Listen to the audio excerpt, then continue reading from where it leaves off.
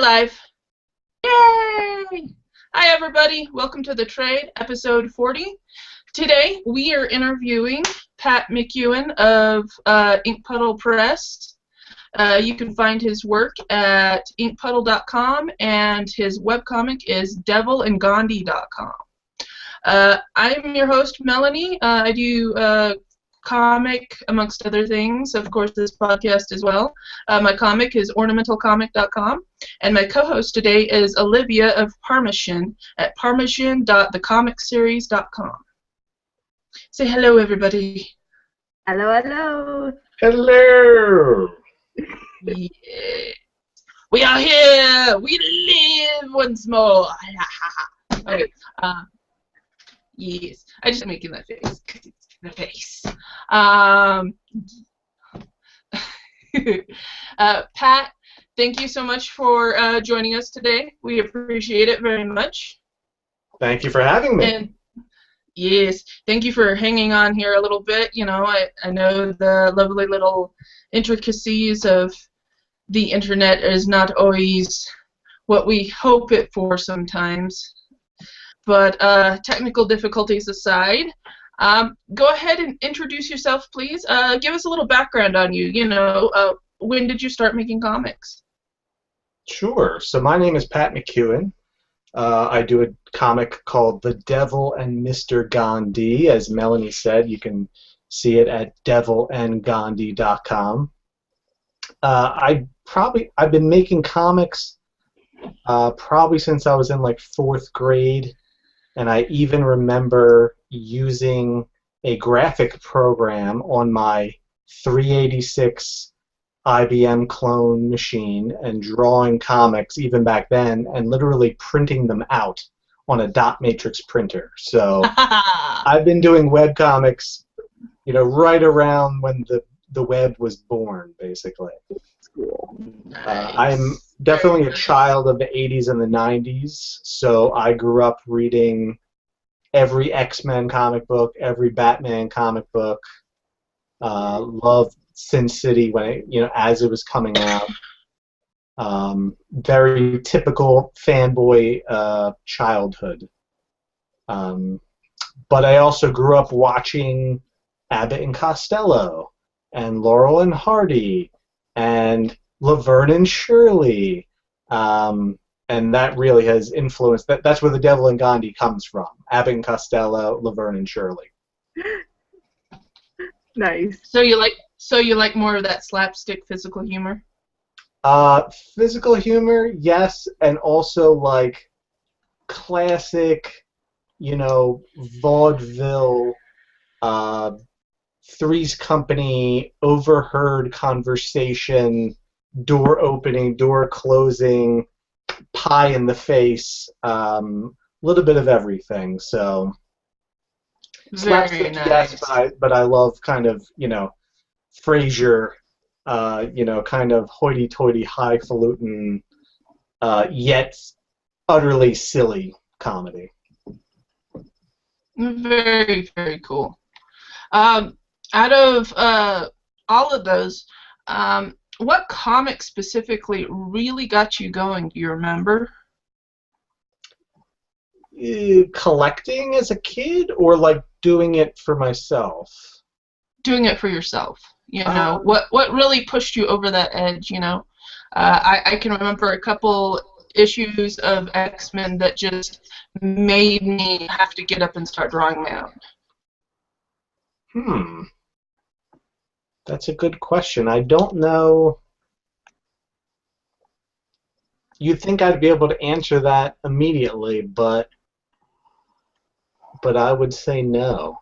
I don't know. I guess it's just a lifetime of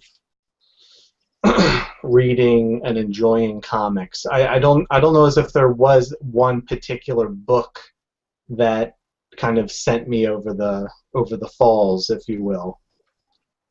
That's a tough one. I'll have to think about that. I'm here to stump you. Yes. But lately, have you been focusing on more The Devil and Mr. Gandhi lately, or what else have you been doing with Puddle? You know, I do have my online store is inkpuddle.storeenvy.com, and I do have a kind of a sampler comic, which is random stuff like rejected New Yorker cartoons and like 2-page and 4-page comics of just silliness and semi-seriousness. So that's kind of more, Ink Puddle is kind of my catch-all site. So if I come up with a random idea for a 3 or 4 panel comic strip or a 2-page, kind of semi-angsty, self-reflective comic, that might be on Ink Puddle, whereas Devil and Gandhi is just Devil and Gandhi all the time. There you go. There's the sampler. Yeah, here's the sampler right here, guys, if you need to see it real quick. Pat was generous enough to send me a couple of his comics with the sampler here, so that way we could review it today. Thank you very much, by the way. Mm-hmm. It will be treasured, very much so, and repeatedly read, because I'm a nerd. But, so you bridge both the webcomics and the print world. Did you want to do that right away, publishing on your own, or did you actually try to go through one of the bigger publishers? Back in the 90s, I think I submitted a horrible, horrible, horrible piece of portfolio art to Image Comics and received my letterhead rejection letter, which I probably still have somewhere. I've never really wanted to work for the big two, or I think that is the beauty of because I was a kid when Image Comics was born, and it was this kind of offshoot and this creator-owned and all about the writing and the art and owning it yourself, and that was just glorious to me back then. But I think when it comes to the web, I love the web, love the internet, don't get me wrong, but I am a paper fiend. I collect antique, ledgers and blank journals and stationery, and I love printing my own comics. And so even though I was doing it for the web, it was always going to be printed on paper, basically. So your main goal of doing it is really for print. I mean, you want the wider audience that the web gives you, but you really focus on your print side? I just can't. I have to do things where I'm printing it on paper. You know what I mean? So the web is great, and I love the people that I've met and communicate with on Twitter, probably more than any other social media network. But I definitely have a fetishistic relationship with paper comics. So, yeah, paper. Yeah. I'm with you there. I've got my giant collection. It's actually currently boxed. I plan on moving, so I've been slowly boxing everything right now. Even though my office, you can't tell right now. But that's one of the first things that always gets packed and inventoried is the ginormous book and comic book collection I have. But I've been collecting since I was 11, so I have a room full. Can I give a weird shout out to a comic line that I just adore? Is Boom Studios does the Pen and Ink series, and they are 11 by 17. Hold on. They're incredible. I love them so much. Oh yeah. No, Damon is brilliant. It's awesome. Nice. Yeah. This is beautiful, guys. Yep. I found this, as you can tell from the use tag here, I found this at my local Hastings for 99 cents. Oh. Lucky bastard. I don't know why somebody brought this back to exchange in for credit. They had 2 copies. I bought both since they were 99 cents. I was like, what the hell? So I went ahead and got both, even though they're identical. I figure I'll give one to one of my friends sooner or later. But this is flippin' beautiful. I was like, oh my god. Oh goodness. Tasty. Yes. Well, and I liken that series. I call it the kind of.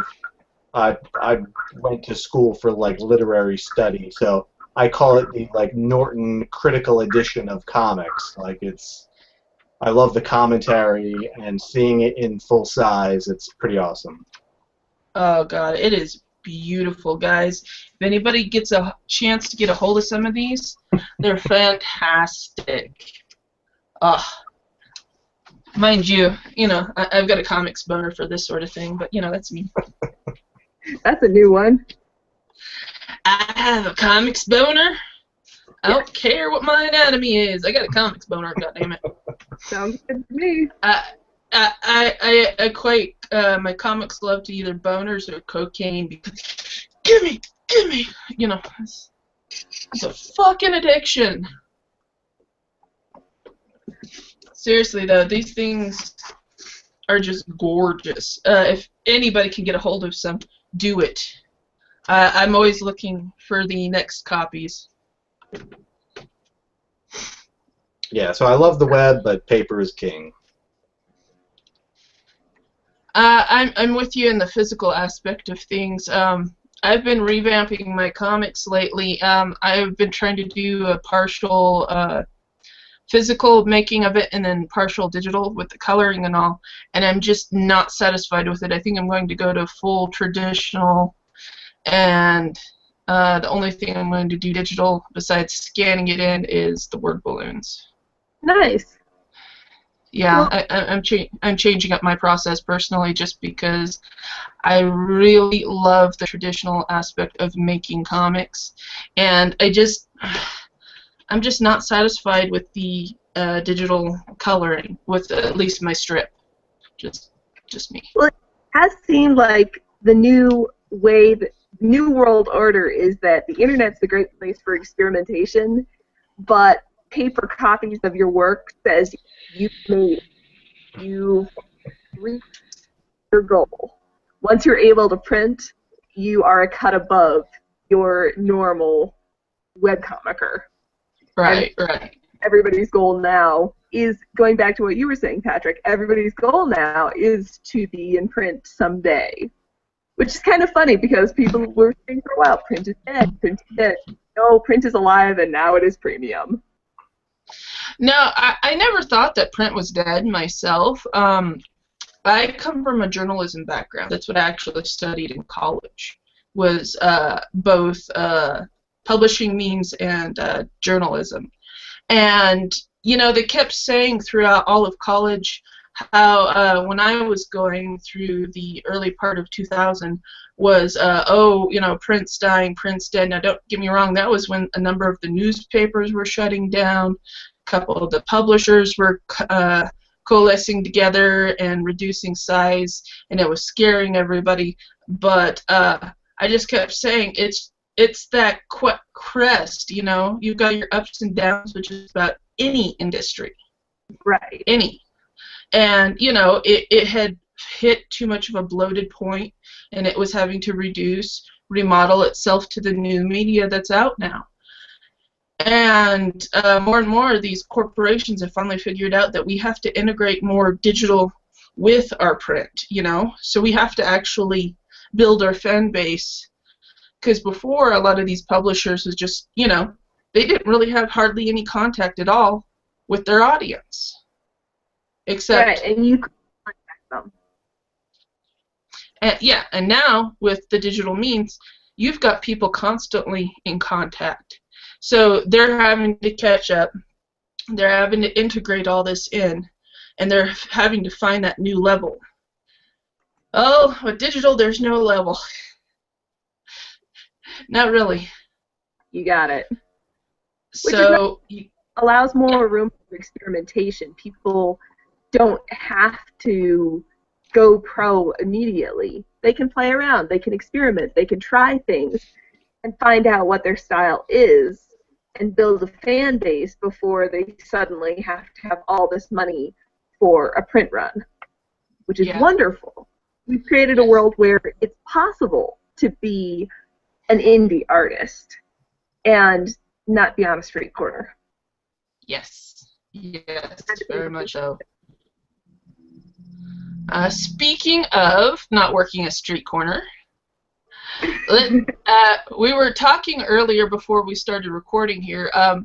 Recently announced at Image Expo, the 2016 year, Image Comics and a number of other studios and creators have gotten together and made a new grant. And it's a big one, guys. It's a $30,000 grant. It's called Creators for Creators. It's a mentorship program along with the grant. At least the basic information they've released about it so far. They're going to release the specifics on May 1st, and that's when they're going to actually start taking submissions for the grant. But like I said, it's a $30,000 grant, and they give you 1 year to create and produce your comic by the end of that year. Oh, I wish. Yeah, they haven't given specifics about it because I've seen different grants, depending upon the type of grant. Some of them don't allow you to use the money that they've granted to you, for instance, for living expenses, that sort of thing. You have to use the money that they give you solely in the production and making of the comic. Well, that's any usefulness, because if you have to quit your job to work on this, you need to eat. Yeah. See, that's the problem with a number of these grants and whatnot, was they don't take into account the fact that a lot of us are working 2 and 3 jobs. Yeah. You know, so I'm hoping that they have that worked into their grant structure where it is allowed to use at least a percentage of what they give you for basic living and whatnot. And then a certain percentage has to go to the making of and production of the comic. Because to me, that's part of the production value personally, you know? You got to pay the overhead. Well, most people's overhead is their rent, food, you know, basic insurance fees. You know, but it is still a great opportunity regardless. But I still wanted to talk about it today because not many people know about it just yet. I don't know why. I think it'll get much more popular once the rules are unveiled and people know. Because right now people are just kind of watching it carefully, not sure what it's going to be, what it's going to mean to our industry. Yeah. Well, when we release... Oh, sorry, go ahead. Oh, no, I was just going to say, my argument was that it's such a good and positive and progressive story that it's just being buried by all the crap and garbage at the moment. So hopefully it rises to the surface eventually. Yes, that is a really good point, and I do hope it rises, because we need more good news right now. Amen. Yeah, no kidding. I don't know about you guys, but my feed, my news feeds are currently filled with a lot of politics right now, both in the industry and in our government. Yeah. Please don't talk about the government. I don't want to think about it. Go back to comics. Who is the Donald Trump of comics right now? And who is the Bernie Sanders of comics right now? I don't know. I would say, oh, I'm sorry, I'm having a terrible brain blank. What's the French show? Melony, we've talked about it before. The what? The French comic show that is as... Oh, Angoulême? Angoulême, thank you. Angoulême, I would say. Angoulême. Yeah. They're currently the Donald Trump in our industry right now, especially with their lovely exclusion of women and a lot of people of color. Yeah. I have a shout out for the Bernie Sanders, and it's my hometown's big piece. It's AnomalyCon, which is a extremely inclusive steampunk and comics convention that just passed, so you should grab it next year. It's a wonderful event, and I'd say more than half of the panels are about diversity and mobilism and how we make a better society and how we become better people and better geeks. There's also tea dueling, so... Ah, tea dueling, yes. Don't wear your silk that day. You'll end up with stains. No, just go ahead and come in your grubbies. It's okay. That's the day for your dungarees and your coal miner's cap. Yes, definitely. I would definitely bring my tea holster. Do you have a tea holster? I have a tea holster. That's cool. I have a tea holster. And I have china cups right there on my shelf. Because I'm a nerd. Can you see my cups? My little cups? I can. I'm a nerd. Okay. Delicious. But no, person-wise, if we were talking about a person specifically being the Donald Trump versus a person in the comics industry being the Bernie Sanders, I would say the Bernie Sanders would be Spike from Iron Circus. I can see that. And the Donald Trump... a force for change. She is definitely a force for change. And is showing that she can mobilize followers and make some very good fundraising efforts as well. She's got a lot of positivity going and a lot of very similar groups of disenfranchised people, you know. So, I mean, I definitely put her in the Bernie Sanders category. There are several people I can think of that'd be more in the Donald Trump category. Some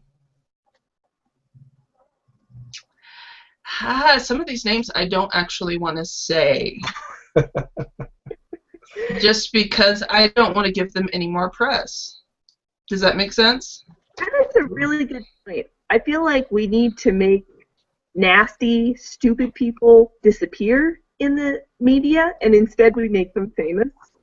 So, yeah. Let's fun upping the people who are good and forgetting the people who suck.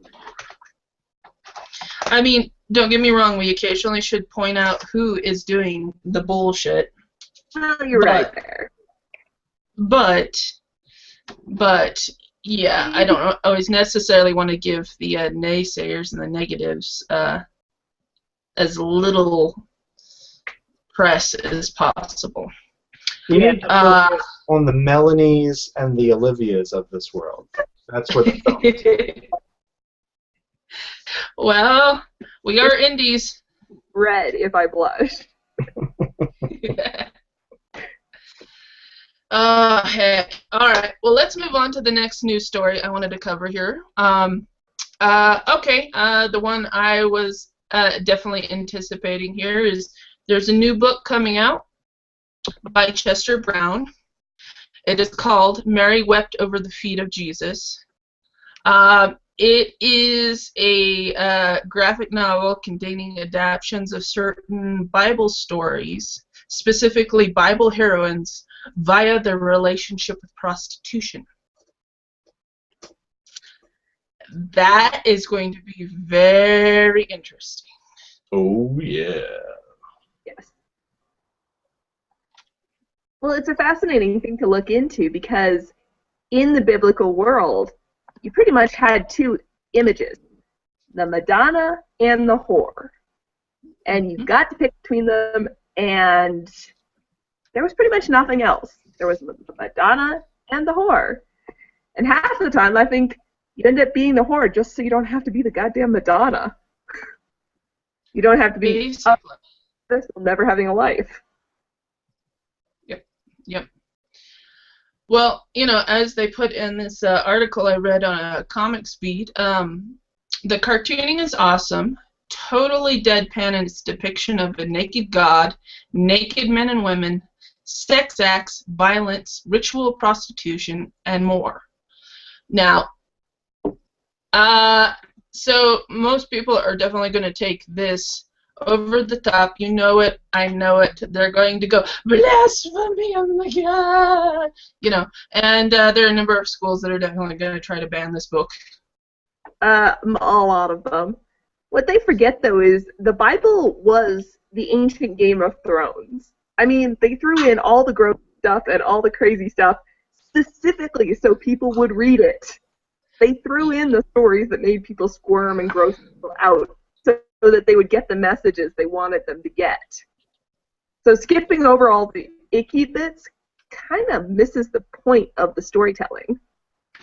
Basically, they are, it's an ancient form of propaganda, and what bleeds leads. That's an old saying. And it's a good storytelling. Hold your audience's attention. If that involves everything under the sun, you're doing your job if people are listening. Yep. So I'm looking forward to this one coming out. Yeah, who are the artists on this? Chester Brown's the one that's done the whole thing.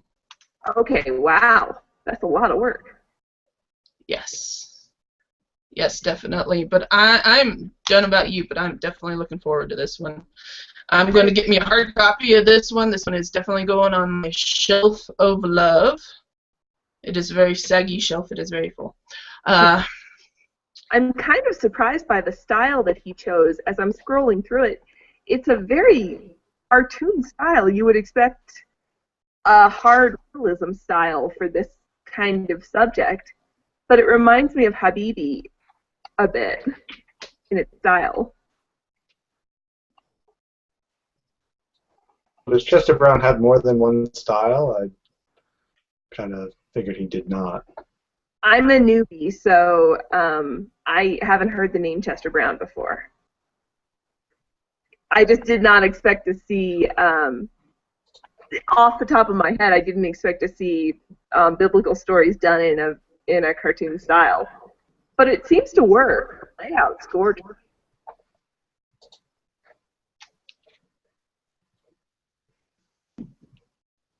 I think what could be interesting is that hopefully it's picked up by the educational system as like another example of like cross-disciplinary approach to the same topic. Because if you've taken a course in feminism, literary history, Bible history, you've been introduced to the concept of the Madonna and the Magdalene. And to have it explored in comics form can only be positive and bringing it to like more people's attention and use it as kind of another example of here's another way to approach the same topic. That's a good point, and it makes it more accessible because honestly, I've read the Bible. It's nigh impossible to get through and to get any sense. About halfway through, your brain starts to turn off. So turning it into comics makes it a lot more accessible to get the meat of the story. And yes, that's a very lazy way to endorse the comic, but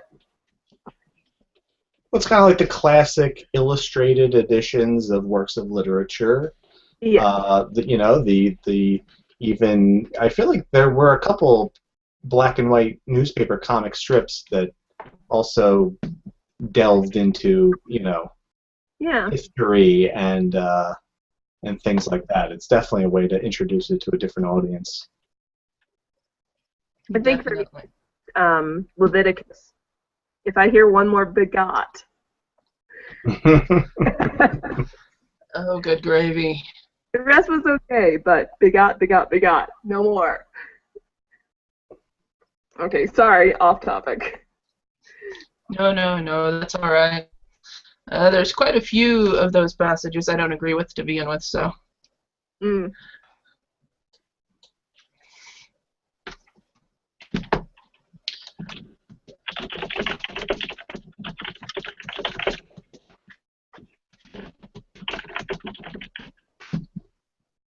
Have we got All another? Sorta, kinda. He's trying to get joined on here. I don't know if he'll be able to. Hey, can you guys hear me? Yay! Yeah, there you Hey, are. okay. No webcam for me. I'm at work right now. I thought I'd just join in from here. Cool. No problem.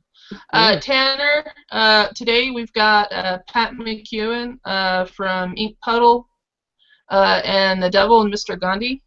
He's here hanging out with us. We're just discussing, right now we're discussing comics news. Talking whores. Yep. Talking Oh, whores.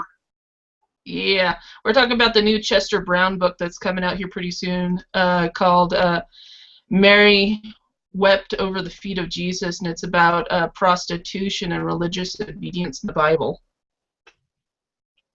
Huh. Sounds very joyful and tons of fun, I'm sure. Yes, it sounds so fluffy, yes. Yes. It's going to be interesting, definitely, and it's definitely going to get banned in a number of states and school districts, and oh yes, I see lawsuits in the future. How about you guys? Well, that's what the Comic Book Legal Defense Fund is for, right? Heck yeah. And I want to encourage anybody and everybody listening. I use Amazon quite frequently, and I set up a smile.amazon.com account, and a certain amount of proceeds from everything I purchase off of Amazon, a certain percentage of that goes to the Comic Book Legal Defense Fund. I set up that charity as the one that gets my donation. And I would like to encourage anybody else that sets up their Amazon account to do it through the Smile link and set up the Comic Book Legal Defense Fund as their charity of choice. So this is a digression, but how can you sue somebody for making a comic about the Bible? I mean, that's free speech. Well, there's a common misconception. You can really sue anyone for anything, even if someone has done something that's completely within their legal right.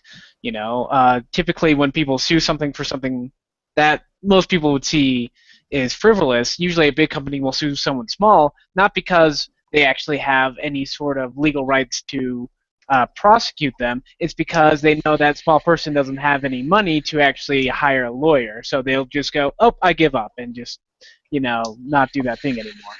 Tiny. Yeah, they basically knock the person for a financial loop. Is the easiest way to put it. And that's what the Comic Book Legal Defense Fund helps with, is to be able to provide the lawyers and the law side of things to legally defend creators, artists, publishers, and comic shops, believe it or not. There have been a number of comic shops sued over the years for some of the books they carry and sell to the public because they claim, for instance, I know of one shop off the top of my head that got sued because the town claimed they were selling pornography to children, which, yes, they did sell 18 and older comics, but they specifically made certain to card everybody. Are you kidding? Yeah. I wish I was joking. A number of these shops, though, because this has happened to several of them over the years, some of them actually had to go out of business because of this. And so that's part of the reason why Comic Book Legal Defense Fund was set up, is to help defend these shops and the creators and the publishers from frivolous bullshit like this. I completely understand somebody disagreeing with a book. Completely, 100%. But I do not think you have legal ground. And eventually, there have been a number of bills introduced. They've never been passed, but I know they've been introduced at one point or another to try to protect publishers and the like from said frivolous lawsuits. I don't know of anybody that have been able to get one through, but I know they've been introduced over the years. You know, with thank Larry Flint, believe it or not, a number of his lawsuits from earlier back in the 60s and 70s actually help protect comics. I don't know if you guys knew that. That is really interesting. I know too much about publishing history. I now have another reason to thank Larry Flint, which is good. Yes. I don't know who Larry Flint is, so that is sad. You need to look up Larry Flint. You do. You also need to see the movie that they made about his life, because even though he was the guy that made Penthouse, sweetie. I didn't know there was a movie. I gotta look this up. Woody Harrelson. Is this the same guy that poisoned the water in Michigan, or am I crossing subjects there? That's complete crossing the subjects. Okay. Because I didn't know poisoning children with lead-filled water had anything to do with comic books. No, Well, no. It'll become a comic book someday soon, after this debacle. Yeah, I'm actually waiting for that a comic book version of the story of Flint, Michigan, because their story has been so joyous, and they've been a prosperous people, especially after closing down a bunch of factories and its decay into anarchy. Yeah, it's gonna be actually, Mad I do want to read that right now. Now that I'm thinking about that, I'm like, yeah, I want to read that. Well, I know right now, as of today, 3 of the related officials in both the water department and the city are currently being prosecuted. They actually announced that on the news today. Good. Good. Should happen. Finally, but that doesn't fix the water. They need to fix it. They need to fix those damn pipes. Yeah.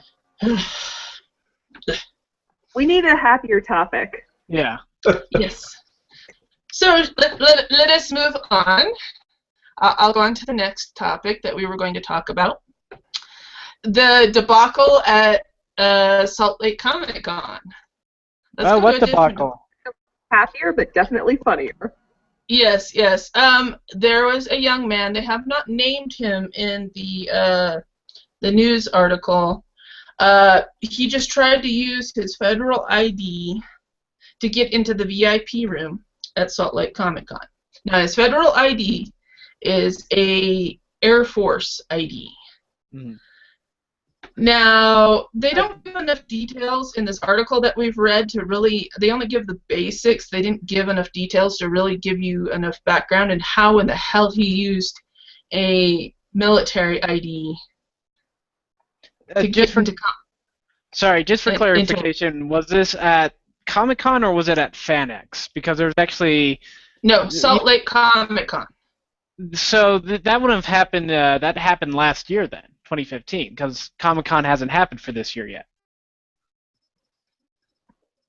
Utah's retarded, I'll tell you now. When it comes to Comic-Cons, it's stupid. Yeah, yeah. Well, here, I'll share the link to you and everybody in the audience here. I'll post a link down in the doobly-doo so that way you guys can also read it whenever we publish the podcast here for everybody. But this guy tried to use his military ID to get into the VIP room, okay? That's the basics of the story. They didn't name him or anything. They just said a young man tried to use his ID to get in. Now, he's being charged with misuse of his federal ID, which is a crime. We all agree that is. Mm-hmm. But they don't specify if he paid for like a convention ticket originally to get into the con to begin with, or if he used his ID to literally slip by to then get into the con. Because, for instance, if he didn't pay for the convention ticket, it's a $40 ticket, so that's petty theft. Okay? For some reason, the prosecution, who is charging him, valued his try to get into the VIP room at $10,000. Nobody, not anybody at the con, including the co-founder, can figure out where the prosecution got this number at all. Yeah. At all. Like we were talking earlier, on average, if you want to meet a celebrity at a convention, it's usually right around a $200 price tag, give or take, to meet them on the floor, at least shake their hand, take a picture, maybe get an autograph.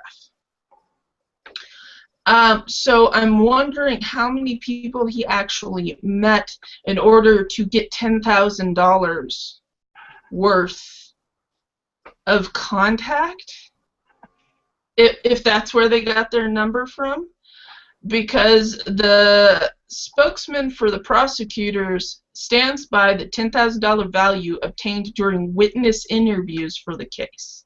She declined to provide who exactly gave that detail. Show us these witnesses. Basically, shows these witnesses and how in the hell you got to $10,000. This Now, like lies to me. yeah, this sounds like a lot of hearsay, a lot of bullshit, personally. Even the judge on the case is kind of shaking his head and having extreme misgivings about this because, generally speaking, you would be charged with misuse of a federal ID, which I believe is a misdemeanor. Mm-hmm. Especially since this wasn't in a federal context or anything. This was in a civilian context. So I think it's a real petty, low charge. Mm-hmm. And then he would probably get charged for petty theft, if anything. If he's getting charged for $10,000 worth of whatever, that's under grand larceny. I'm sorry, that's going to destroy somebody's life. Yeah. For a comic convention. Well, he was trying to get into the green room, right? So yes. Typically, an autograph runs you like $100. So maybe there was like just 10 dudes in there, and they figured, that's $1,000 right there. I don't know. Reading over it and having actually gone to that Comic-Con, it was last year in September, and it's just now being, the case being brought up. Yeah, I was there, and I wasn't there when this happened, but I was there. I'm like sitting here saying, yeah, there was nothing. You couldn't try to damage worth do $10,000 worth of damages, and I'm not talking about physically destroying stuff in terms of like theft. Or in terms of getting into areas you're not supposed to, and creating a security risk and paying, for this. I was there. There was, at no point where, as far as I could tell, was there any sort of security risk that was brought to everyone's attention. Like if something like that happened, if because he got in there, they had to evacuate the building. Again, that would make sense. I'd be like, okay, that's about $10,000 worth of damages having to evacuate a building where there's hundreds of people in. But right. All possibly emergency services. But if that didn't happen, then you're wasting people's time. And I'm going to add a little meta comment on here. I feel like we've become way too litigious of a society. Frankly, this is the kind of thing where you just throw the guy back out. Mm-hmm. Why do we have to go through this huge lawsuit? He should have just been kicked out the back door and told not to come back. Big fines make it so they have to tax the rich less, but that's a whole nother conversation. Oh, yeah. Good point. Ouch. Ouch. Mm-hmm. I mean, I think my local cons, basically, if you're caught trying to sneak in somewhere, you just get thrown out the back door. Yeah. Yeah, I still don't see where they got this $10,000 price tag at all. Oh. So, I know even the convention itself has tried to get a hold of the prosecutors and figure out where in the hell they got this price, because no way should somebody get charged for $10,000 worth of backstage pass, because there is no such thing, by the way. Mm-hmm. They've even specified there is no such type of ticket or anything. Yeah, they're basically trying to make a case out of nothing. So I'm honestly hoping, other than getting slapped on the wrist for improperly using his ID, I'm honestly hoping that's all that happens, because this young man does not deserve 3 years of jail time and a $250,000 fine. Yeah, this sounds to me to be a misdemeanor and banned from every Salt Lake comic convention or anything. Dan Farr, the guy who runs it, pretty much anything that guy touches, that would make sense to me. he could have potentially endangered lives by getting into areas he wasn't supposed to. Of course, it seems like that only really mattered when it was celebrity lives, not just, the regular people on the floor's lives. But, yeah. I wouldn't even go that far. He tried to sneak in the back door. He did something stupid. Let it go. Yeah, pretty much. Yeah, pretty much. I mean, it's a basic small offense, honestly. I mean, I would like to see their statistics on how often somebody has snuck behind the scenes. Yeah. Honestly. And what they've done on those types of instances. Okay, did you take the person's name, phone number, etc., make a copy of their ID, maybe their picture, and maybe they're banned from now on. And that's it, kicked out the door. And realistically, it wouldn't be that hard to lock down the place lock that person out, because you pretty much can't get into the building without a wristband, and every wristband is scanned upon coming in and coming out. I would guess he would have to have some sort of method to get into the building to begin with legally, so probably already had some sort of wristband just to tap in. Logically, they should just be able to say, okay, your wristband no longer works, or just take his damn wristband, and he shouldn't have been able to get in to begin with. Yeah, I mean, it's pretty basic.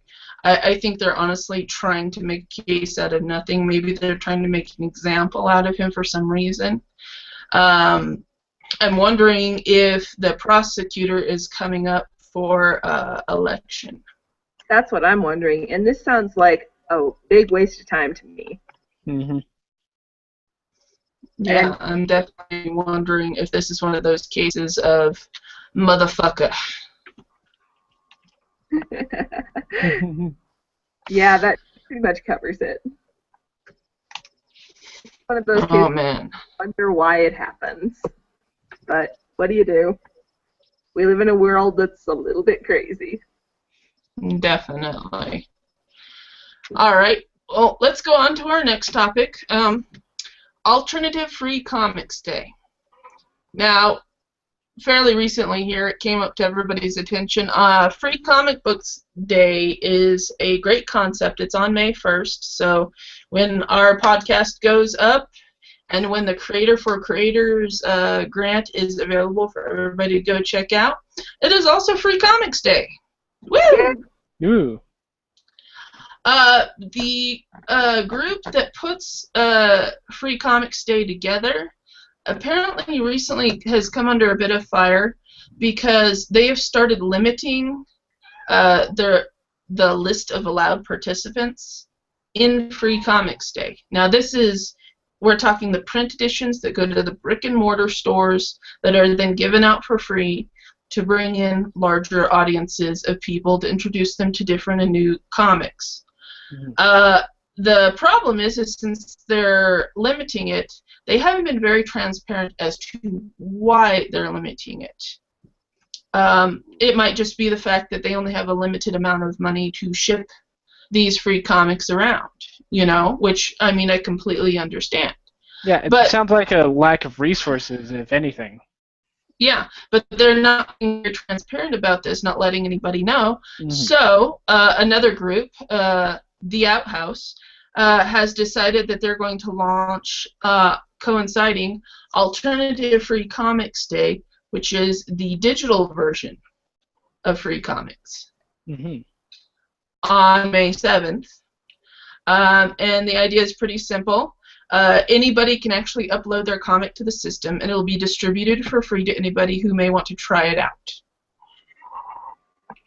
So I wanted to let all our comics friends know that if they have a comic, a strip, etc., they would like to upload, I'll put the link down in the doobly-doo, and that way they can go and check it out and see what the requirements are through the Outhouse to at least get their digital form up, since the print side of things apparently is limited.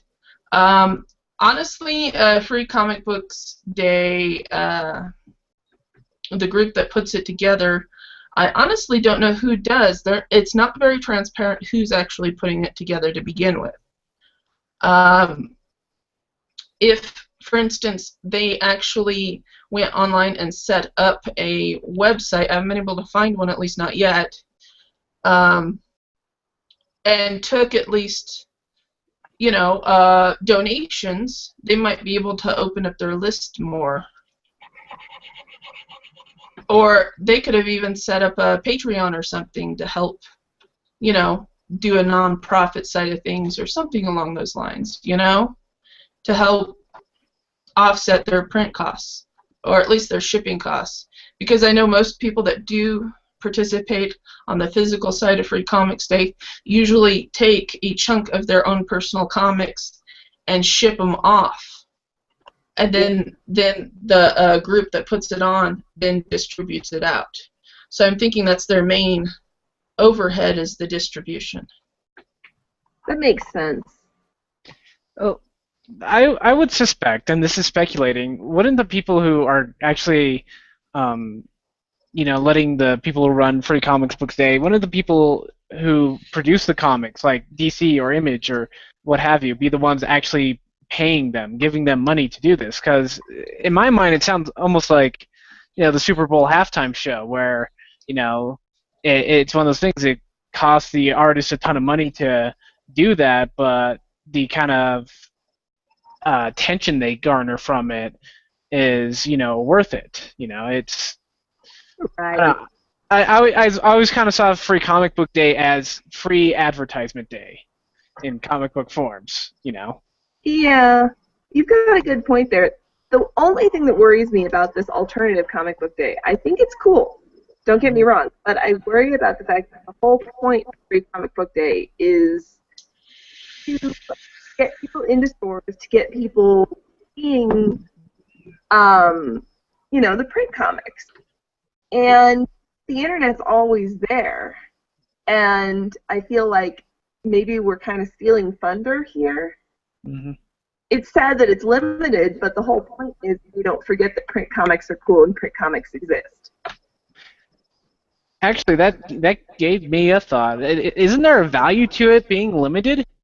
Because with this alternate Free Comic Book Day, any Joe Schmo can upload their comic and kind of overpopulate the free comics someone's going to be getting, for the alternative Free Comic Book Day. Give them an unrealistic amount of what they could read and get interested in, when regular Free Comic Book Day, if there's, I'm not sure how many, they're going to limit, but if, they have one paper comic book and as to a ratio of for every 10 for the ones you would be getting for alternative day, I'm going to be looking like, I'm just going to pick up these free 10 ones that are physical instead of getting, hundreds or thousands of alternative ones. So, I don't know. Right. Exactly. And I do worry about the fact that we end up, I suppose, we take the point of Free Comic Book Day away, because, frankly, Comic Fury already exists. Taptastic already exists. If you want to go get all indie comics, you go to Taptastic, you go to Comic Fury, you go to Drunk Duck, you go to Smack Jeeps. Those are already there. So I like this idea. I even just put it up on my own newsfeed. I think it's cool, but I also think it's kind of... See, this is where, honestly, who should really be running this is Comixology, for their submit program, for artists who don't have their comics up for free already. They go to some of the creators and say, hey, we're going to offer you your comic for free to users, but you'll still get the money for it. Yeah, or something along those lines, where people would have to pay for the comic digitally to begin with. Yeah. And do what they did with the show The Expanse, if anybody watches that one. You get people interested with a couple of free issues, and then they're interested, and then they'll buy. Because I'll be honest, I only buy books that I've already flipped through, that I've already gotten my hands on. I'm not going to buy something just on the blurb. Mm-hmm. I think that's pretty much human nature. We don't like buying music or any form of media if we haven't already fallen in love with it. We Unless just don't we're have on the time for it anymore. Yeah. Or we haven't been introduced to it via, one of my favorite authors recently talked about one of her favorite authors. So I went ahead and picked up their first book to get introduced, But you make a really good point. This should be, and please don't throw tomatoes, but I do feel like there should be some form of mediation, some form of, hey, this is good, take a look at it for this one free day, and then the rest of the time, yeah, you need to support the artist. Mm-hmm. Because otherwise you end up with it's essentially just commentary, which is a great site, but it's a site for experimentation, not for selling yourself or selling your brand. We don't want to get back into prostitution. Oh, come on! All the prostitution! The whores! Come on, whores! All the whores! Oh, I have to do a short little shout-out while we're on the subject of whores. If you like really dirty, deadpan humor, you need to look up Carl Krumpholz's 30 Miles of Crazy. He started writing it about Colfax Avenue, which, if you live in Colorado, Colfax Avenue is Whore Avenue.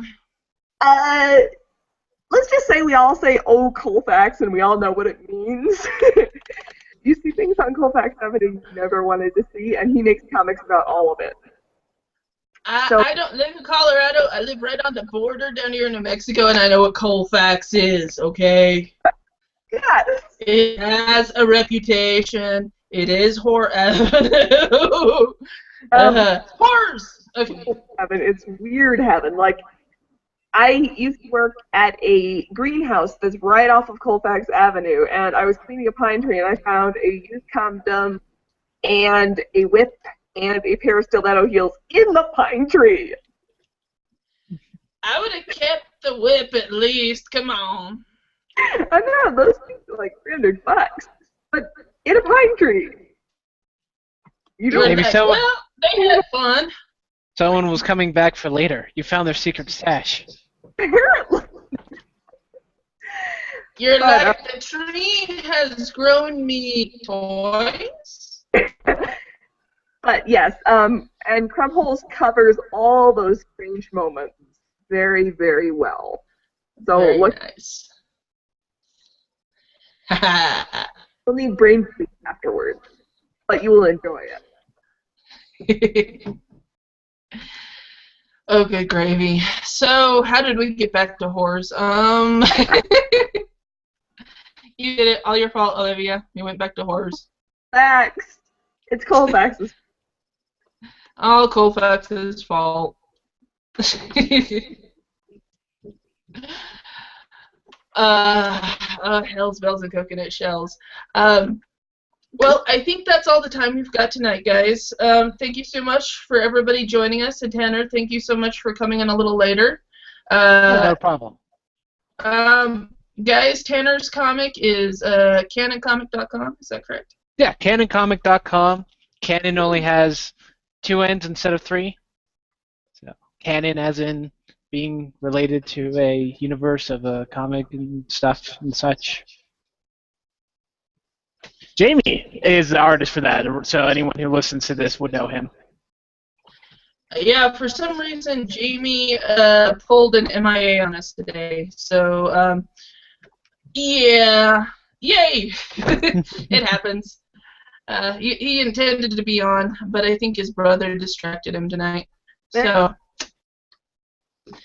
it happens. But thank you so much, Pat, for joining us. You're always welcome back to come bitch bullshit about the industry, about your process, anything you want to come and shoot the shit with us about. And whores. And whores! Yes! All the whores.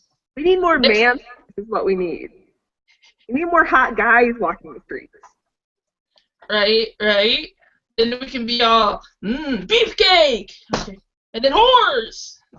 I'll be walking to my car in like 30 seconds, so if you want to see a and we're walking the street. There you go. Will you be? That's the question. All right. Well, thank you so much for joining me, everybody. My name is Melony. I do ornamentalcomic.com. Co-hosting today was Olivia of Parmesan.the